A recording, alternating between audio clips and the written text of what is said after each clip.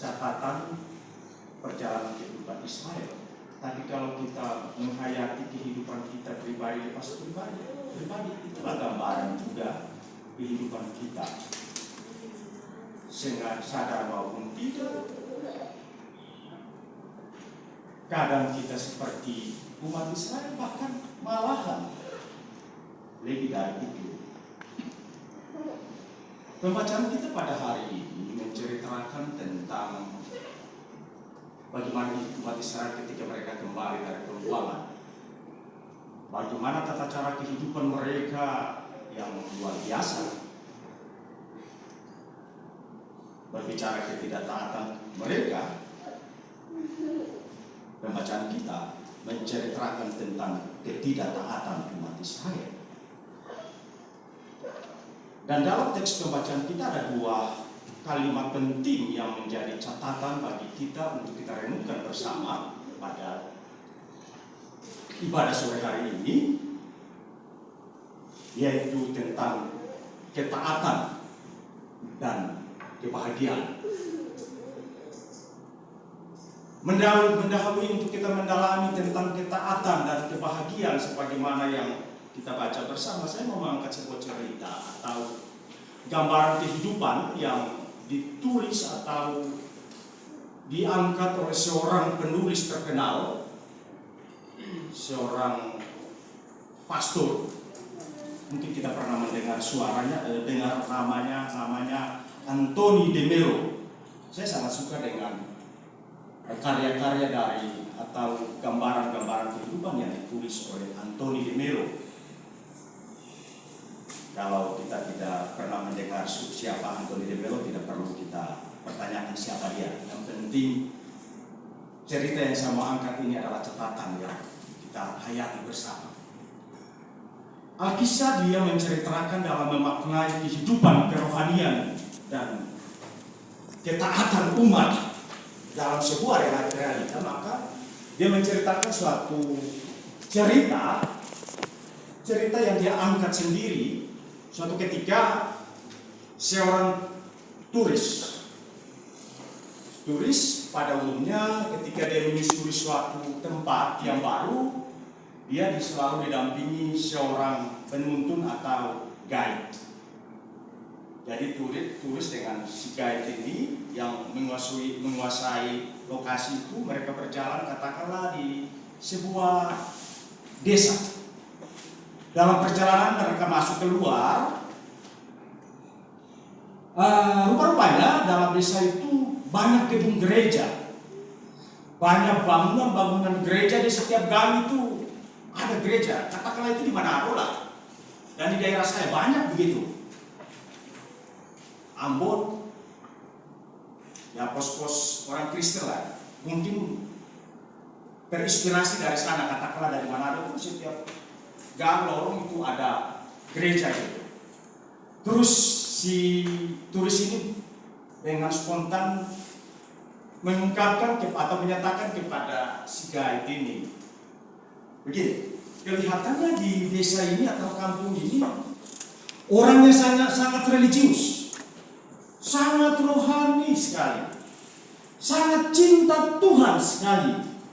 Karena di sudut-sudut di setiap jalan ada bangunan gereja, dan itu merupakan atau pertanda kehidupan spiritual, kehidupan rohani masyarakat di situ sungguh baik dan luar biasa.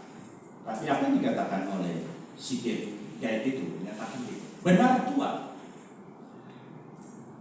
Orang-orang di desa ini betul sangat mencintai Tuhan, tapi sayangnya mereka sangat saling membenci sesama mereka. Mereka sering memfitnah, saling memaki, saling memarahi, saling membenci. Tidak ada cinta kasih di antara mereka, tapi mereka sangat mencintai Tuhan.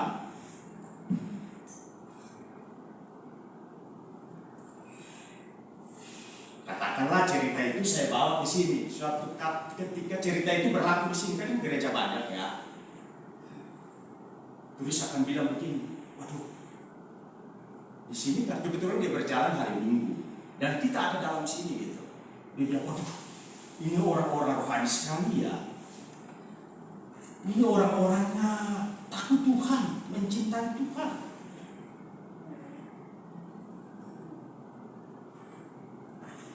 Kalau pertanyaan itu disampaikan kepada kita, kita berani mengatakan ya kita mencintai Tuhan?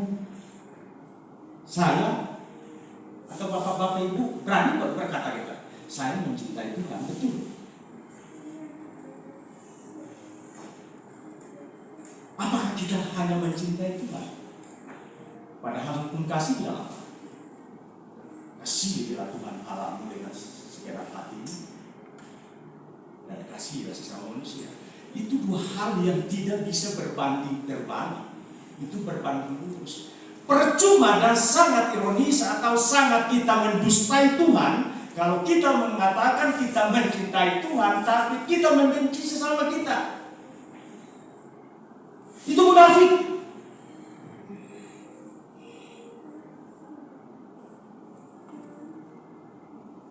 Jadi ini introspeksi bagi saya sendiri. Ini pukulan berat.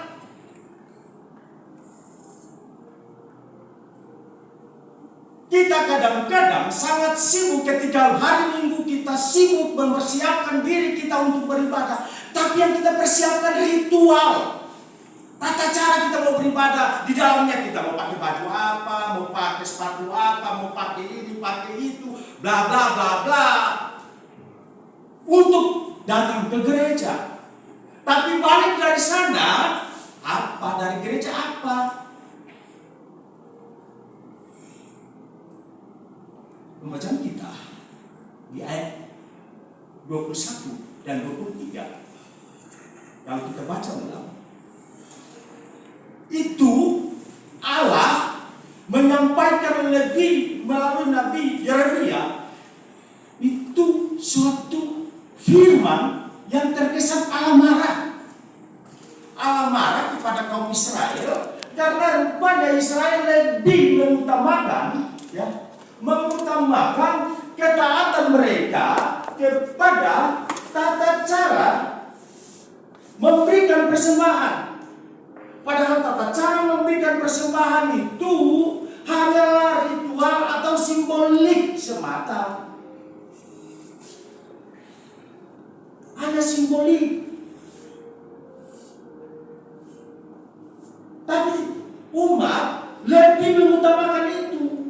Kita dalam kehidupan kita kadang-kadang kita bolak-balik. Kita sibuk menata kehidupan kita untuk yang lahiriah, tapi kita tidak merupakan hal yang terutama bagaimana menata kehidupan kita tentang rohani, bagaimana hubungan kita dengan Allah.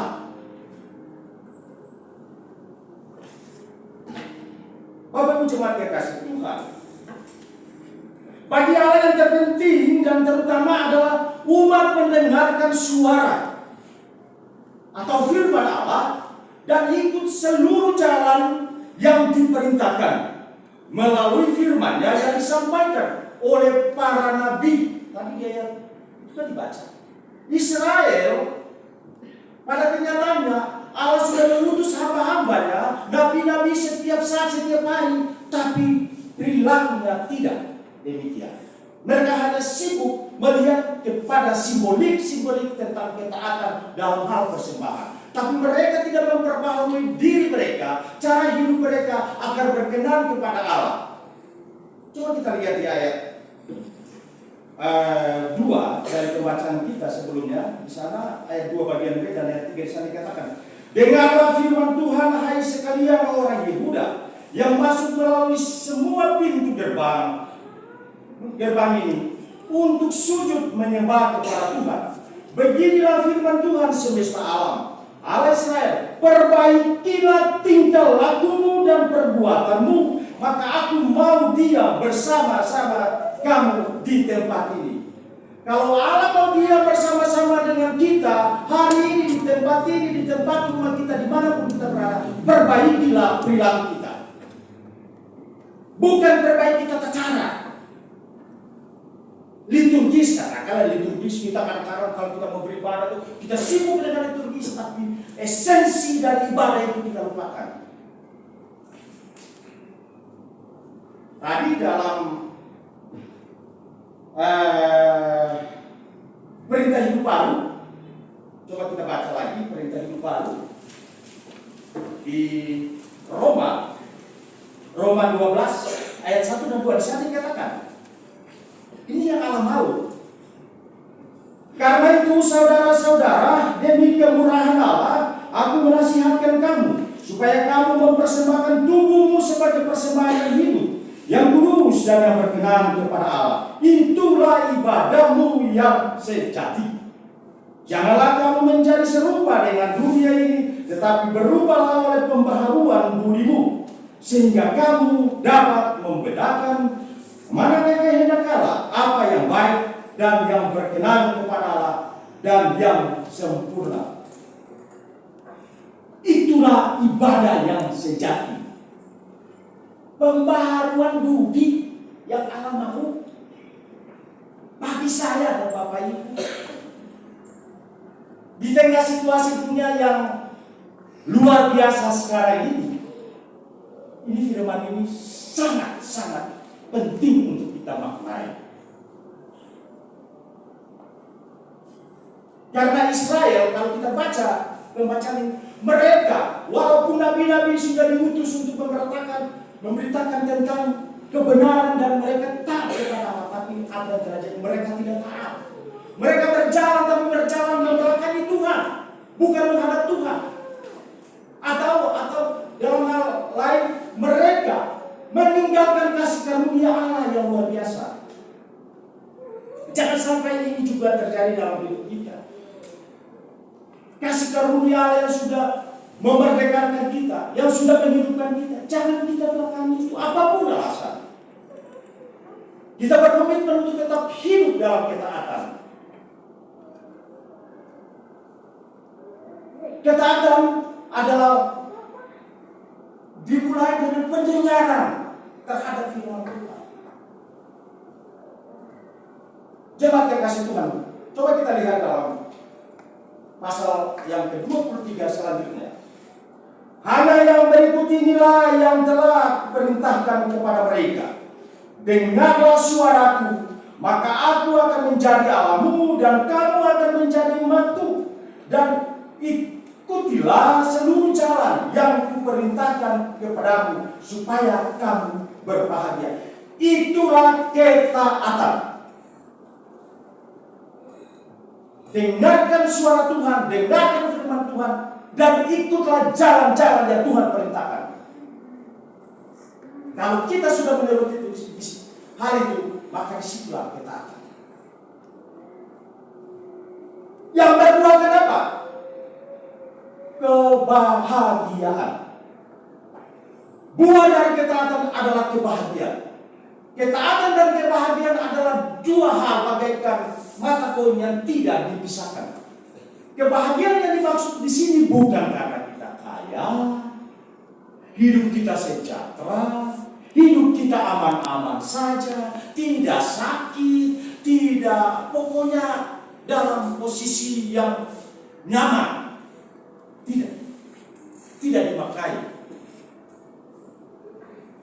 Kalau kebahagiaan, tadi saya katakan pembacaan kita akan melihat pada dua hal utama. Dan tadi tentang ketaatan.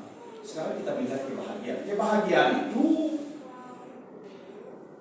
definisi kebahagiaan adalah suatu keadaan atau perasaan senang dan tentram atau bebas dari segala yang menyusahkan. Bebas dari segala yang menyusahkan. Hal-hal yang menyusahkan itulah akibat dari perbuatan ketidaktaatan. Misalnya contoh, ada orang yang kita sering lihat ini sekarang ini lah. Mereka pamer kekayaan, pamer luar biasa, wah kehidupan mereka. Tapi apa yang mereka peroleh itu bukan dari ketaatan kepada Tuhan, tapi mereka nyolong sana, korupsi sana, pokoknya dari ketidakadilan. Alhasilnya apa? Apa mereka tentram? Tidak. Kebahagiaan yang dimaksud di sini, ini kan rasa. Kebahagiaan itu bukan dari luar, tapi apa yang kita rasakan. Kunci kebahagiaan memberi diri kita secara total mau mendengar firman Tuhan dan melaksanakan dengan taat.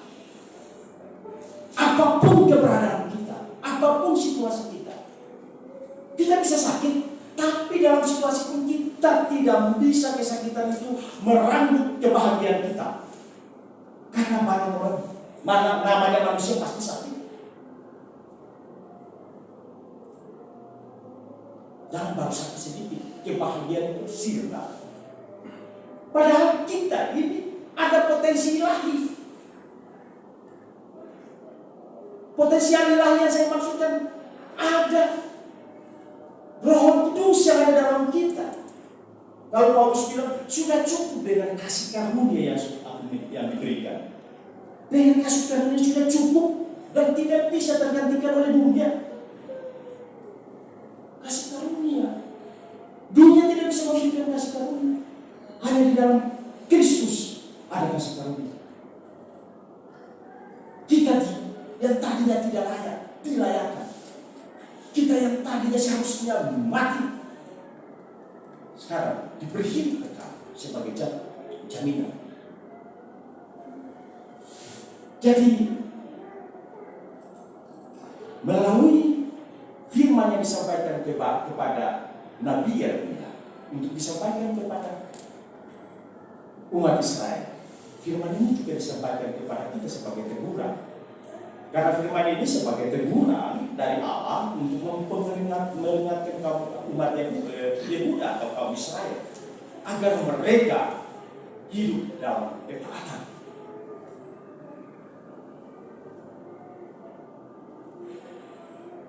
Ketaatan kepada suara Tuhan, bukan taat yang bersifat seremonial atau simbol-simbol ketaatan.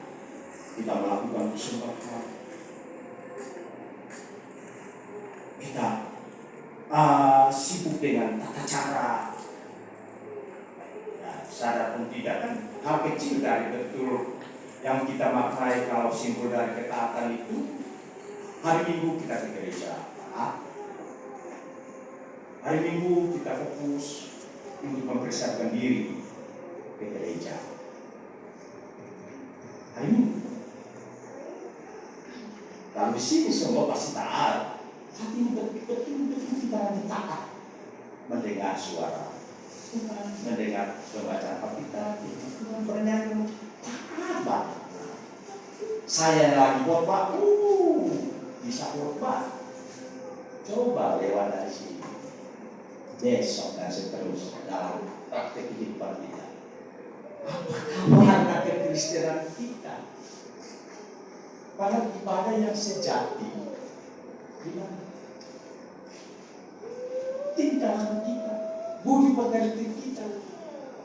Kalau di sini mah budi pekertinya baik semua. Coba ada pulang ke rumah. Nggak usah keluar rumah, dalam rumah saja. Saya menguji bagi saya dengan Bapak Ibu.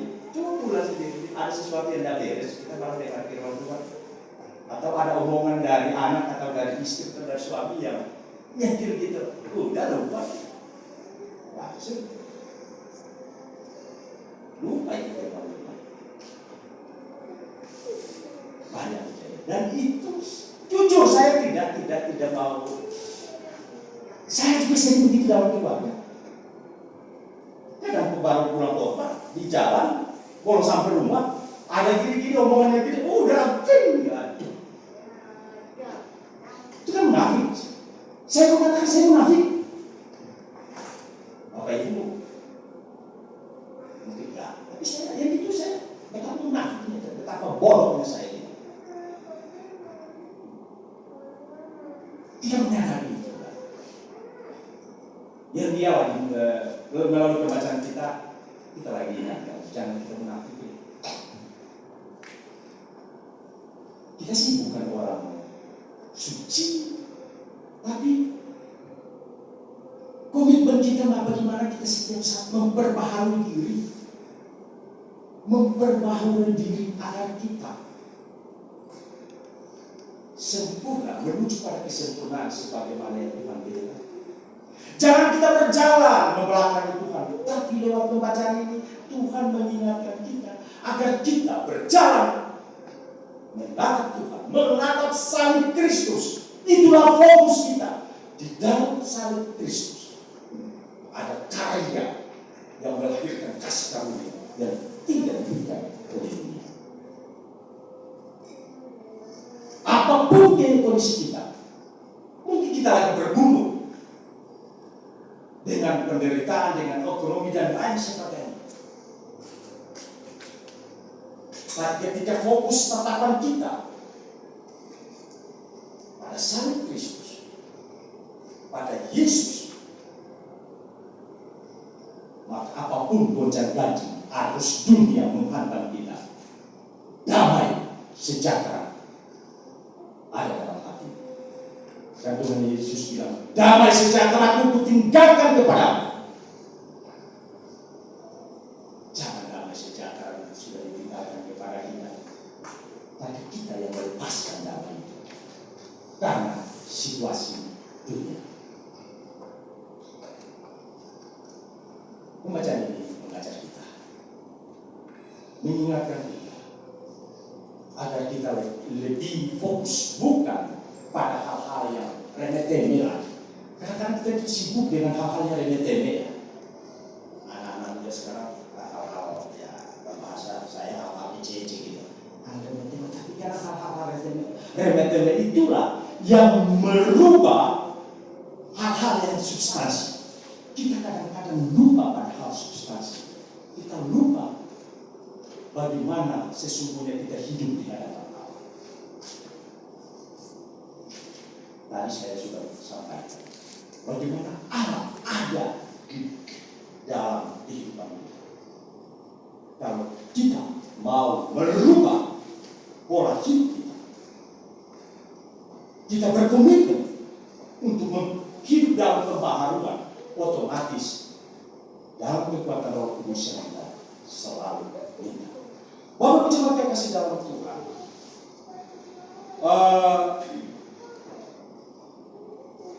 dalam perenungan kita saat ini juga saya mau menegaskan dan mengingatkan kepada kita bahwa kita sebagai umat Allah diingatkan bahwa ketidaktaatan adalah tanda umat yang tidak mau mendengar Allah atau mengabaikan Allah. Bila ini terjadi dalam kehidupan kita, maka sudah barang tentu kita tidak akan berbahagia dalam kehidupan kita. Saya mau bilang lagi, kalau kita tidak taat kepada Tuhan, pasti kita tidak akan berbahagia. Sangat ironis kalau kebahagiaan kita letakkan pada apa yang kita miliki, kekayaan, ekonomi dan lain-lain. Itu salah. Bukan berarti itu tidak penting, tapi itu hanya kebutuhan sebagai manusia. Tapi yang terutama sebagai orang percaya, ketaatan kita mendengarkan firman Tuhan, mentaati dan melaksanakan. Hal yang terakhir yang saya mau katakan, sebagai orang percaya atau orang beriman, maka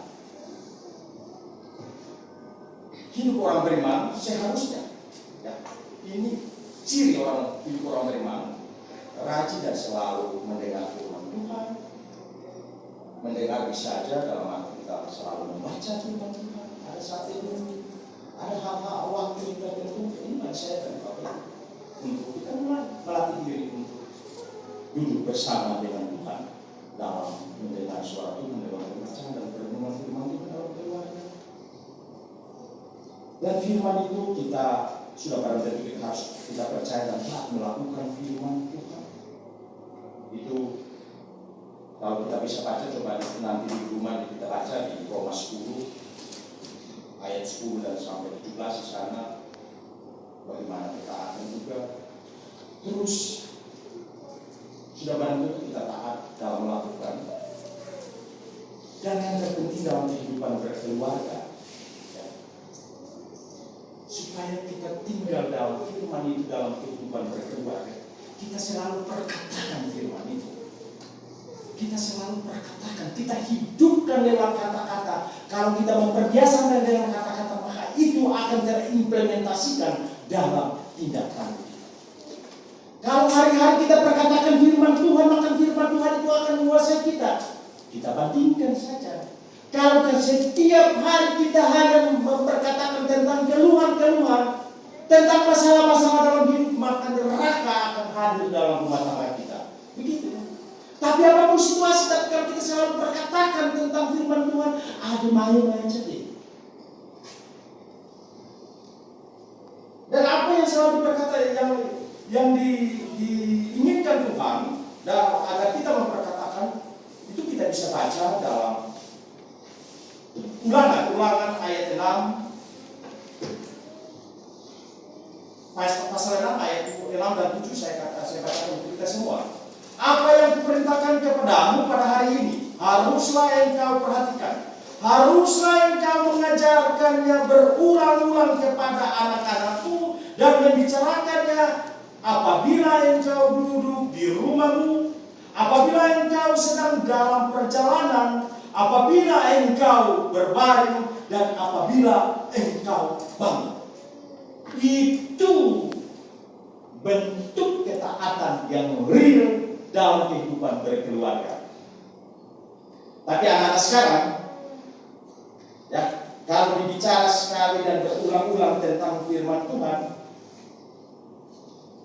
anak-anak sekarang kan, nggak usah diulang-ulang, sudah tahu.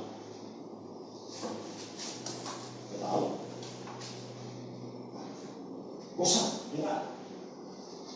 Kalau YouTube, gadget sampai berjam-jam. Kalau firman Tuhan, ngomong sekali, malas. Resik. Ini kita bilang, katakan, bangun berjalan dulu, agar warna dan ciri kehidupan dikuasai oleh firman. Karena dunia sekarang ini, jangan kita main-main. Kalau kita lemah dalam rohani kita, kita akan terhanyut dengan arus dunia. Nah, saya percaya, saya dan Bapak Ibu, setelah ini kita berkomitmen di dalam kekuatan Roh Kudus, pimpinan Roh Kudus, Tuhan menolong kita untuk kita dimampukan supaya kita sebagai pelaku firman yang setia dan taat demi hormat kemuliaan Tuhan. Tuhan memberkati kita semua. Amin.